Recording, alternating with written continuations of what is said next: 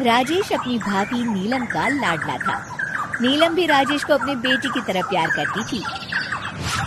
राजेश, लखनऊ वाले मामा जी ने तुम्हारे लिए एक बहुत अच्छा रिश्ता बताया है।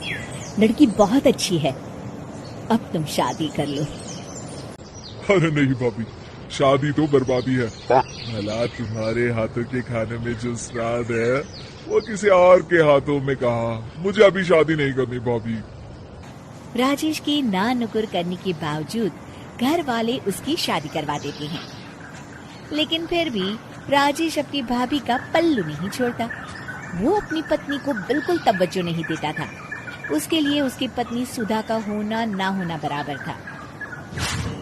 अरे राजेश, तुम अकेले बाहर जा रहे हो, सुधा को भी लेते जाओ।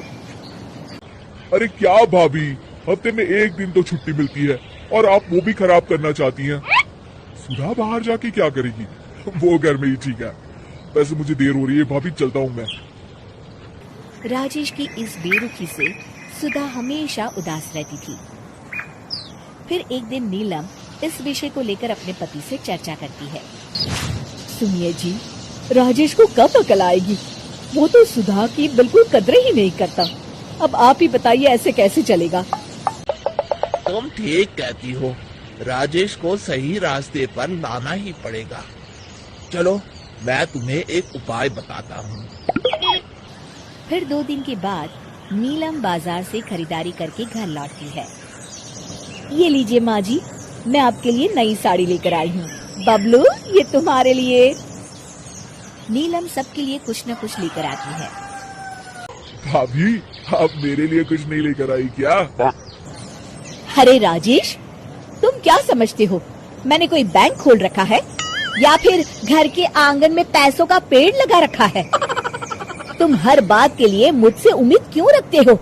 अब बड़े हो गए हो, अच्छा कमाते हो। क्या भाभी, मैं तो बस।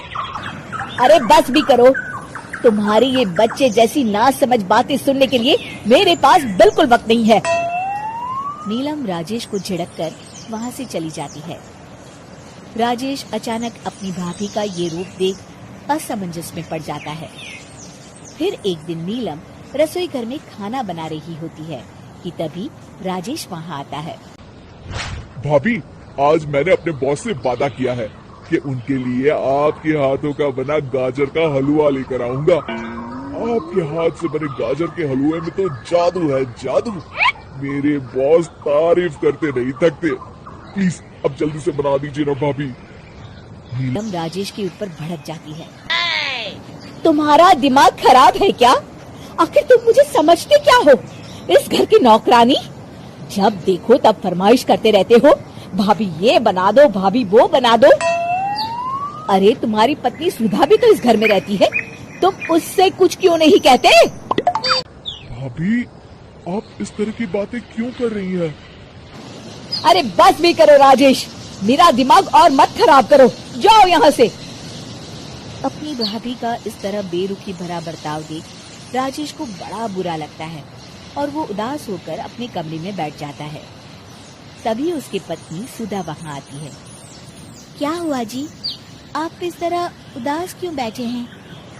राजेश अपनी पत्नी को सारी बात बताता है। राजेश की बात सुनकर सुधा मुस्कुरा के कहती है, बस इतनी सी बात। चलिए जी, मैं आपके बॉस के लिए गाजर का हलवा बना देती हूँ। अरे छोड़ो, तुमसे नहीं हो पाएगा, रहने दो। आप तो बस देखते जाइए जी, अभी आती हूँ मैं। थोड़ी देर के बाद सुधा हलवा बना के राजेश को देती है। फिर राजेश अपने ऑफिस चला जाता है। शाम को जब राजेश घर आता है तो खुशी के मारे अपनी पत्नी सुधा को गले लगा लेता है। अरे वाह सुधा, तुमने तो कमाल कर दिया। सच में क्या स्वादिष्ट हलवा था। मेरी बॉस बहुत तारीफ कर रहे थे और इस हफ्ते घर आ रहे हैं तुम्हारे हाथों का खाना खाने। और इतना ही नहीं, उन्होंने मेरा प्रमोशन भी कर दिया है। सच? हाँ, मुझे माफ कर दो सुधा, आज तक मैं तुमसे गैरों की तरफ पेश आता रहा। अरे ये कैसी बातें कर रहे हैं जी, मैं तो आपकी पत्नी हूँ। धीरे धीरे राजेश अपनी पत्नी के साथ पूरी तरह घुल मिल जाता है। और अपना ज्यादातर समय सुधा के साथ बिताने लगता है और उसकी हर छोटी मोटी जरूरतों का ख्याल भी रखता है। ये देख राजेश के भैया और भाभी बहुत खुश होते हैं। फिर एक दिन राजेश और सुधा बाहर से घूम कर आते हैं। राजेश, सुधा के प्रति तुम अपनी जिम्मेदारी समझो, इसीलिए मैंने तुम्हारे साथ ऐसा बर्ताव किया था। अगर तुम्हें मेरी किसी बात का बुरा लगा हो तो मुझे माफ कर देना। अरे अरे भाभी, ये क्या कह रही हैं? मैं जानता हूँ आप तो मेरे लिए हमेशा अच्छा ही सोचोगी। आखिर आप वर्ल्ड की बेस्ट भाभी जो है।